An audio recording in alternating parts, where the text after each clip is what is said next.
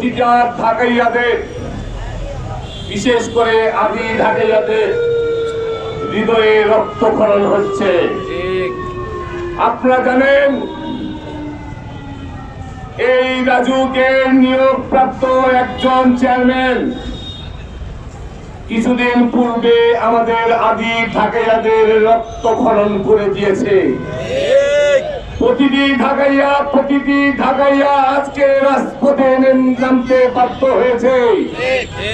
আপনারা জানেন রাজুকের জন্ম 40 থেকে 45 বছর, কিন্তু আমাদের পুরান ঢাকার জন্ম 4 থেকে 500 বছর।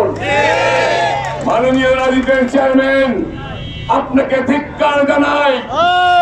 ঢাকাইয়াদের নিয়ে কথা বলার আগে আপনার নিজের সার্টিফিকেটটা যাচাই করা উচিত ছিল। এই সার্টিফিকেট কি বোর্ড কর্তৃক সনদপ্রাপ্ত? আমাদের সন্দেহ আছে আপনি 2 নম্বরের সার্টিফিকেট নিয়ে এখানে বসে আছেন। আপনি কি ঢাকাবাসীর, ঢাকাইয়াদের কোন আদিবাসীস্থানের খবর জানেন?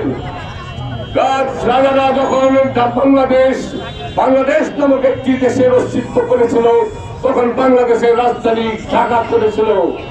সবচাইতে বড় কথা, সেই ঢাকার রাজধানী আজকে আমাদের পুরান ঢাকা, কারণ পুরান ঢাকা থেকে বাংলাদেশের রাজধানীর উৎপত্তি হয়েছে।